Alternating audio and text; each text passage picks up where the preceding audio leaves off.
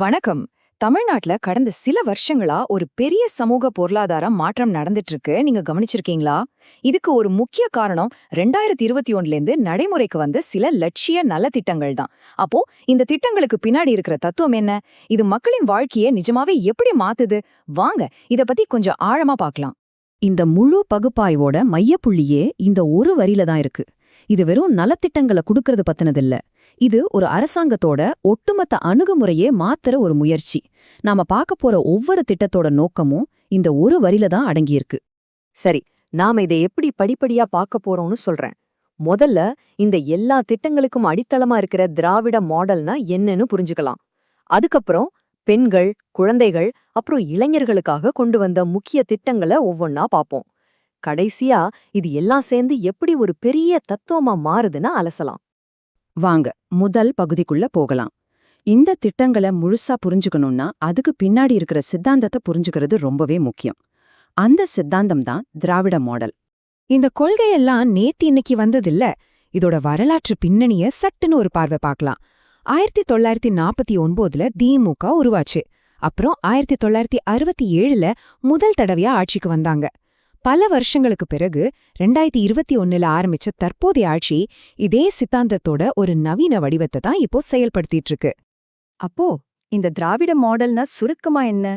இது ஒரு ஆட்சி தத்துவம். இது மூணு தூண்கள் மேல நிக்குது.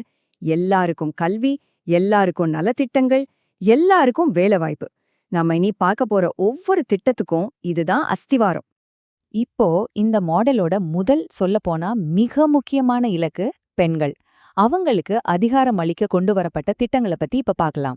இந்த திட்டங்களோட தாக்கத்தை ஒரே ஒரு நம்பர்ல சொல்லிடலாம். 57 லட்சம். ஆமா, நீங்க கேட்டது சரிதான். ஒவ்வொரு நாளும் சராசரியா 57 லட்சம் பெண்கள் மகளிர் இலவச பேருந்து திட்டத்தை பயன்படுத்துறாங்க. யோசிச்சு பாருங்க, இது எவ்ளோ பெரிய தினசரி தாக்கத்தை ஏற்படுத்துற ஒரு திட்டம்னு. இது வெறும் ஒரு இலவச பயணம் கிடையாது. இது ஒரு பொருளாதார ஆயுதம்னே சொல்லலாம். இந்த திட்டம் மூலமா ஒரு பெண்ணுக்கு மாசம் தோராயமா 800 ரூபாய் வரைக்கும் மிச்சமாகுது. அந்த பணம் நேரடியா அவங்க கைக்கு போகுது. இது அவங்களோட பொருளாதார சுதந்திரத்துக்கு எவ்வளவு பெரிய உந்து சக்தியா இருக்கும். பயணம் செய்ய சுதந்திரம் கிடைச்சா மட்டும் போதுமா? இல்ல. தொழில் தொடங்கவும் சுதந்திரம் வேணும் இல்லையா? அதுக்காகத்தான் பெண்கள் சுய உதவிக் குழுக்களுக்கான கடன் வரம்பு 12 லட்சத்திலிருந்து இப்போ 20 லட்சமா உயர்த்தப்பட்டிருக்கு. இது பெண் தொழில் முனைவோர் மேல செய்யப்பட்ட ஒரு நேரடியான முதலீடு.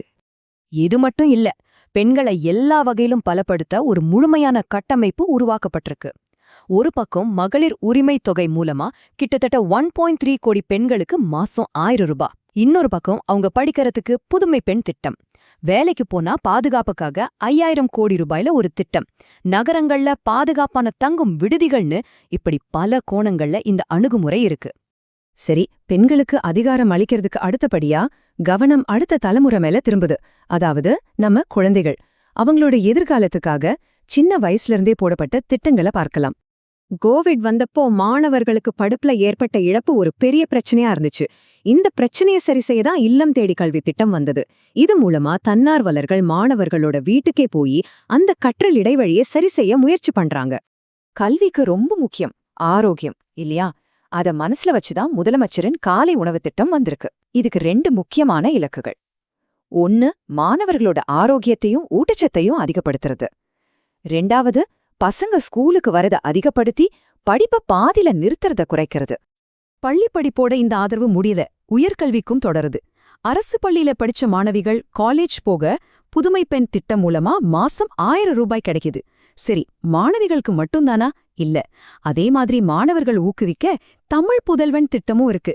இது ஒரு சமநிலையான அணுகுமுறையை காட்டுது பாருங்க. சரி, பெண்கள் குழந்தைகள்னு பார்த்துட்டோம்.